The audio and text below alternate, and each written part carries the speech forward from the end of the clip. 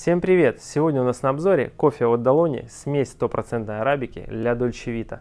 В лучших традициях Италии слегка темная обжарка. Несмотря на то, что итальянцы любят все-таки смесь робусты и арабики, в Daloni решили сделать по-белорусски 100% арабику, но с лучшими традициями. Во вкусе здесь горький шоколад, сухое красное вино и лесной орех. Давайте вместе распакуем, посмотрим обжарку, как выглядит зерно, загрузим в нашу кофемашину, неона 970, проварим несколько порций и сделаем обзор. Эспрессо, американо и молочные напитки. Поехали! Высыпаем наше зерно, посмотрим, как оно выглядит. Рассмотрим, значит, что у нас здесь. Обжарка такая средне-темная, ближе к итальянским обжарщикам, так скажем. Видно, что это у нас арабика, стопроцентная смесь, пожарена в общем и целом ровно, так скажем. Здесь немножко темнее, немножко светлее, но все, я бы так сказал, в допуске. Давайте посмотрим, как она выварится на машинке. Мне кажется, здесь будет сильно в горечь все-таки уходить такая степень обжарки, но тем не менее. Загружаем нашу кофемашину, проварим несколько порций и попробуем разные напитки. Загрузили зерно, проварим несколько порций, дабы загрузить нашу кофемолку, и начнем наш тест. Проварили 3 порции, 100% загружен уже Daloni для Dolce Vita. Значит, показываю рецепт, на котором будем готовить. Это максимальная крепость, интенсивный пролив, это максимальная отдача в этом проливе. Напоминаю, в него можно выварить кофе более, так скажем, в широком диапазоне. Значит, горячо, 40 мл. Поехали. Сейчас начинается пролив. Обратите внимание, при смачивании и скорость пролива необычная, так скажем, не как во всех кофемашинах. Начинается подача с средних, чуть ниже средних давления и доходит до пикового, которое больше, чем в обычных, так скажем, в рабочих диапазонах. Сейчас вот она выходит на пиковое давление, так скажем, и экстракция получается максимальная. Для эспрессо это замечательно. Для молочных напитков такой крепости и выварки не требуется. Итак, наши 40 мл. Можем увидеть, что с кремами оно прям под 60 мл доходит. Выглядит как выварка довольно такого темного зерна, так скажем, темной обжарки. Аромат такой же, крепкий, плотный. Пробуем. Так, напиток горячий, после вкусия сразу же бросается такого вот красного вина, я бы тоже назвал это дескриптор красного сухого вина.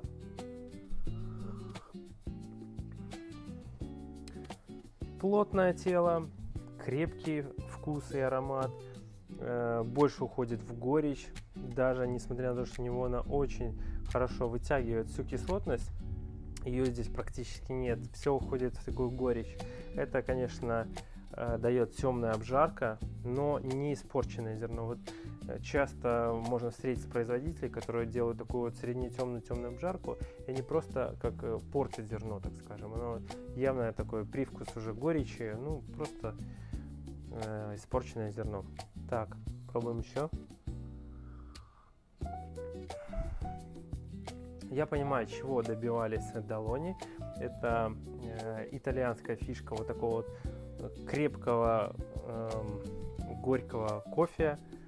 Здесь оно есть, оно не, так скажем, не сильно так горчит, что прям стало противно, но достаточно. В общем, кислотность вообще какая-то минимальная, я ее даже не чувствую. И, значит, плотное тело. Тем, кто действительно на масс-маркете, либо любит Италию, какие-то вот эти все марки магазинные, в общем, стоит попробовать однозначно. Это про черные напитки. Сейчас еще сварим американо и перейдем к молочным напиткам. Готовим американо, посмотрим рецепт. Значит, здесь у нас будет крепость 4 из 5 зерна, стандартное предсмачивание, высокая температура, 130 мл. В принципе, все устраивает. Давайте готовить именно такой рецепт.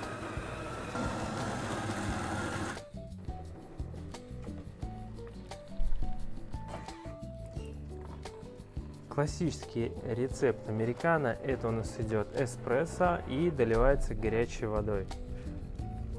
Если вы любите пить большие объемы кофе, рекомендую вам пить именно американо, правильные рецептуры, либо это делать вручную, если не позволяет ваша кофемашина или кофеварка. То есть сделали эспрессо, долили туда горячей воды. Обратите внимание на рецепт. Это рецепт оптимальный, так скажем. Эспрессо 45 мл, горячей воды 85. Если ваша кружка 200, там 250, 300 мл, соответственно 2 эспрессо и воды 160, 170 мл доливаем. Тогда ваш напиток не будет считаться испорченным, потому что если через таблетку у вас проходит 120 и более миллилитров воды, у вас просто вываривается в шлаки и все лишнее из кофейной таблетки, так скажем. Можем увидеть, что крепость сохранилась, то есть крема плотненькие, сверху шапочка, несмотря на то, что объем большой напитка, и у нас не испорченный, так скажем, напиток. Так, пробуем. За счет горячей воды температуру держит выше, так скажем, в конечном итоге. И что? Давайте пробовать.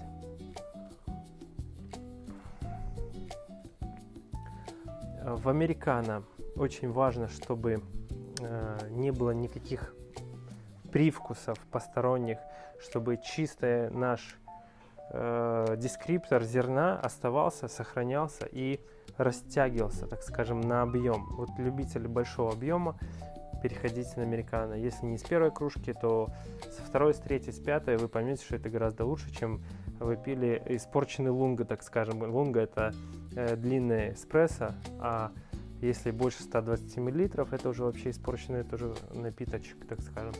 Вот. Так, растягиваем. Мне в американо это зерно тоже вполне себе нравится. Естественно, здесь кислотности вообще нет. Горечь растянулась. В принципе, довольно тоже плотно чувствуется тело. В общем, такой напиток очень даже хорошо подойдет с утра, чтобы проснуться, бахнуть большой объем и хорошо себя чувствовать. В общем, в американо это зерно себя показало хорошо. Готовим молочные напитки. В рецепте у нас, значит, крепость ниже среднего, чтобы не выбивалось в нашем молочном напитке кофе, особенно кислотность убрать. Поэтому, если у вас 5 зерен, то выбираем 2 из 5. Если 3 зерна, то 1, либо 2 зерна, соответственно. Пролив стандартный, опять же, чтобы не вытянуть кислотность лишнюю из арабики. Значит, горячо. Подача у нас сразу идет эспрессо, далее вспененное молоко. Как готовится, в принципе, правильный капучино. В латте же другая история, там идет горячее молоко, дальше вспененное молоко и эспрессо.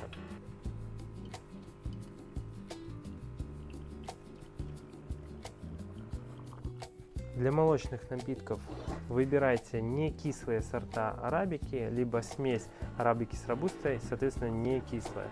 Посмотрим, как будет играть это зерно с молочным напитком. В принципе, латте нет смысла готовить даже. Мы сейчас все поймем в капучино. Так, подготавливается машинка. Здесь один бойлер, поэтому она выпаривает сначала значит, воду, подогревает до температуры пара и начинается подача.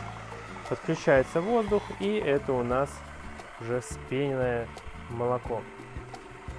Подается она прямо в эспрессо. В принципе, как и имитируя работу бариста, так скажем. Наш напиток готов.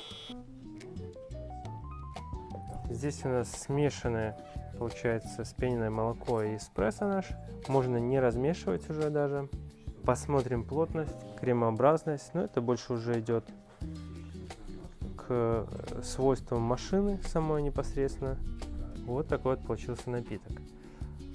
В красивой посуде будет выглядеть вообще отлично. Так, ну что, пробуем. Очень балансная чашка, я бы сказал так. Хорошо гармонирует с молоком вспененным. Не выбивается, нету горечи. То есть молоко убрало прям эту горечь. Очень достойная чашка. В общем, для любителей молочных напитков я бы его тоже рекомендовал. Конечно, у нас хорошая машина, она варит, в принципе, очень стабильно и классно. Но, тем не менее, если бы были какие-то моменты, вопросы, я бы это обозначил. Как по мне, в черных напитках это довольно темная обжарка, горечь я такую не очень люблю. Я больше по каким-то таким слегка фруктовым, больше уже сортам арабики. Но для любителей такого крепкого, горького кофе это прям хорошо. Оно не испорченное зерно, вообще классно обжарено. Но в молоке по-особому заиграло. Вот в молоке прям отлично. Зерно это могу рекомендовать. Все про него рассказал. Приходите на наш сайт Coffee Shop и подписывайтесь на наш канал Кофе 1 Мастер. Всем пока-пока.